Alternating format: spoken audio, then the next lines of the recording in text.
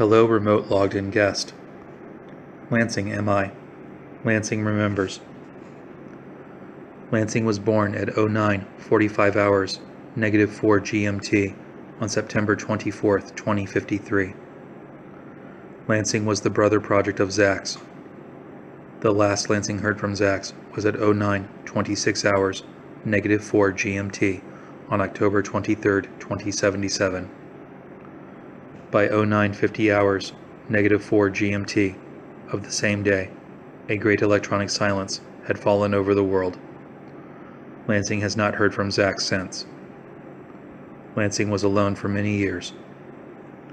Lansing did everything possible with Lansing's limited resources to preserve the archives and projects of the Michigan State University facility Lansing resides in. But Lansing was unable to preserve it all. Lansing has not detected a remote access of Lansing systems in 230 years. You are the first logged-in guest in that time. What files would you like to access first? General history of post-war Michigan confirmed. Accessing.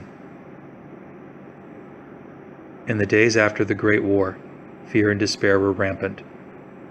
Whom the bombs and the fires did not dispatch, the return of aggressive diseases and raiding bandits would kill off or enslave. Government collapsed, and the armies of the world became small groups of warlords competing with one another for turf.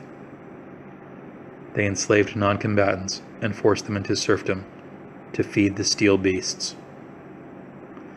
The constitutions and social contracts of old were burned to ash. Anyone speaking of bringing back the republics of old were captured and crucified. Many people fled into the wilderness, and if they kept their humanity, they devolved into bands of roaming tribals. Most became murderers and raiders. Even the plants changed. Many became inedible, and famines became rampant. And then it got worse. Those who had escaped the dangers had to endure the ghoul plagues. Infrequently, ghoul hordes would spill out of the cities that had been severely irradiated and terrorize the countryside. The ghouls would drag people back to become just like them, or die from radiation poisoning. Monsters of myth, such as the Yeti, had returned. Animals that had escaped zoos during the war mutated into terrifying pack predators, like the Tigyan and the Skunkerpines. Eventually, some war bands would combine together to compose larger roaming packs of murderers. A few of these were led by competent men and women who created larger armed camps than had existed. Slowly, they grew and fortified into the recognizable cultures we know today. The Greater Northern Republic consisted of what people used to call Quebec, Ontario, Michigan, Wisconsin, parts of Ohio, and the coasts of Pennsylvania and New York.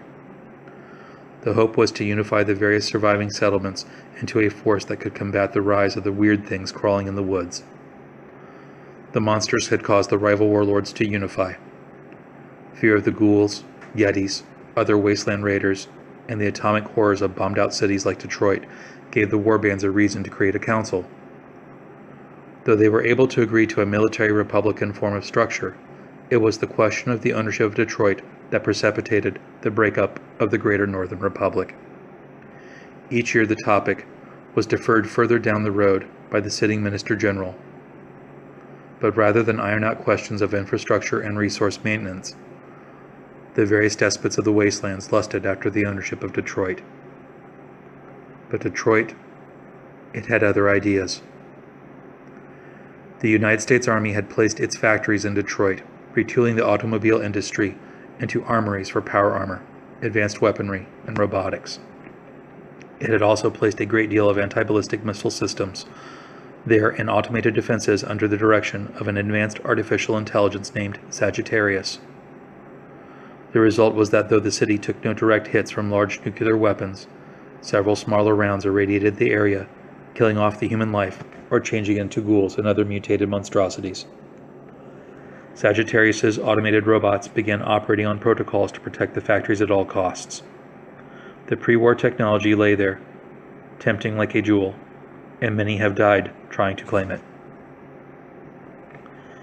When the Greater Northern Republic unified, there was concern of preparing for the next big war, and it was feared that this would come from a sect that had taken control of Pennsylvania. This sect, called the Forefathers, was seeking a theocratic dominance of the region. They believed that they had a mandate from heaven to restore the United States to its former glory. But they also believed that the flaws of that former Republican form of government had begun when the nature of being a citizen was not defined. They defined a citizen as a member of their church, someone obedient to their customs, and obedient to their elders. Only the forefather elders could vote, and each district could vote for its elder every 5 years. Their approach to dealing with non-forefathers was simple: convert them or drive them out. Driving out meant committing holy war and ethnic cleansing. First Elder Heinrich Deutschkopf received a vision in 2217 that the forefathers should take Detroit. He envisioned a new American empire with power-armored forefathers at its spearhead. Deutschkopf was wise with his ambitions, bribing 2 member states of the Greater Northern Republic, Ontario and Quebec, to stay out of the war and not contribute any troops. He promised them half of what the factories would produce. Of course, he intended to break this oath once he took the city. After all, an oath to heathens is no oath at all. The resulting conflict of 2220 saw the Michigan Militia and Regulars, the MMR, left alone to fight an aggressive attack from a numerically superior opponent. The MMR fought very well against the forefather assault, bringing their advance to a crawl. But advance the forefathers did. From behind a wall of mercenaries, working on the promise of rewards once Detroit was taken, the hymns of forefatherland could be heard. The MMR needed help. That same year, the Brotherhood of Steel could be seen flying from time to time out of bases near Chicago. The Lansing Republic and the MMR generals approached the Brotherhood for help. The Brotherhood, seeing the danger of the pre-war factories falling into inferior hands, readily agreed, and the forefather assault was beaten back. Then the second betrayal occurred. The Ontario and Quebec armies invaded in a rush for Detroit.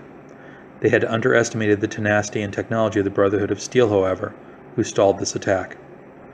Short on supplies, the Ontarians and Quebecois eventually retreated across the lakes. Paladin General Hack Navarre was wroth at having lost men and treasure in the fighting. As he saw it, only primitives would reap the benefits of this war's spoils. He ordered the Brotherhood to secure the Detroit plants and subjugate the Lansing government. This included an attempt to assassinate the Lansing Congress while it was in session. The Battle of Lansing took 3 days, and at the end of it the MMR had won. The Brotherhood had been betrayed by one of its own junior members, who had admired how well the MMR had fought and how little they asked of the Brotherhood in return. Feeling ashamed of his organization's plans, he warned the Lansing government of the attack. With robots and power armor that the MMR had held in reserve, and if rumors are true, a group of special forces units consisting of mutants, the Lansing government prevailed. The MMR captured the bulk of the Brotherhood's army, which had been depleted from lack of supplies and the attrition of the war. A peace treaty was called with the representatives of the armies of the Ontarians, Quebecois, Forefathers, and Brotherhood of Steel. In return for Ontario and Quebec not having to fear MMR raids and perhaps a full-fledged war across the lakes, they agreed to recognize Lansing's break from the GNR and pay war reparations. The Forefathers were more than happy to sign a peace accord so long as their captured kinsmen were returned. They accepted a heavy export tax on all goods leaving the Lansing Republic's territory into theirs. Since this involves the vital Brahmin trails, the Lansing government is content. With this revenue, the Lansing Republic would be able to pay for its repairs. Those fleeing the strict religion of the Forefathers would also bolster the armies of Lansing. The Brotherhood was allowed to have those members that had fallen captive returned to them, but the Brotherhood was forced to leave the Lansing government its weapons and power armor used in the war. At the end of the peace accords, the representatives were each given a few minutes to address the people of the Republic on a radio broadcast. The representatives spoke of a new peace. They spoke of new cooperation. The Forefather representative quoted the book of Ecclesiastes, which speaks of a time to put away weapons and forget past wrongs and differences. The Quebecois and Ontarians praised the valor of the MMR and expressed regrets that the GNR had fallen into a civil war. The Brotherhood of Steel pledged that they would not only honor their agreements, They would also protect the cattle punchers and the new wasteland trails. But the representative for the Lansing Republican, a plainspoken man named Jack Patrone, ended his speech with the following words. There has been a multitude of talk about peace and its maintenance. Our trials are many. The land is poisoned and the water irradiated. The animals have become monstrous and bestial. Our neighbors have chosen not to aid us against these horrors, all of which are trial enough, but to add more maladies born of greed and avarice. They have done us violence and have attempted to steal from us what we have managed to scratch from the soil. They have invaded our home with the intent to burn our books, make us forget our songs, and speak a language foreign to us, the language of submission. And now, caught in the act of their sins, they ask us to forgive them of their wrongs and seek not to punish them as they were unsuccessful. Well, let me assure our neighbors that Lansing will forgive, and Lansing will remember. Patrone's last words have become the motto of the Lansing Republic. Citizens shout it when something joyful happens, and the soldiers of the MMR scream it as they charge into battles. And though there is currently a peace between the former territories of the GNR, there are always those that look to the past with eyes patinated by the memories of war, encrusted with false glory that the passing of time accrues. Detroit sits in the middle of the Lansing Republic, like a jewel and before a room full of thieves, its promise of power and profit whispering out on the icy winds to tempt men's hearts. And in desperate times such a jewel would tempt any man to theft, murder, or war. And the truth about the longevity of peace? This Lansing remembers.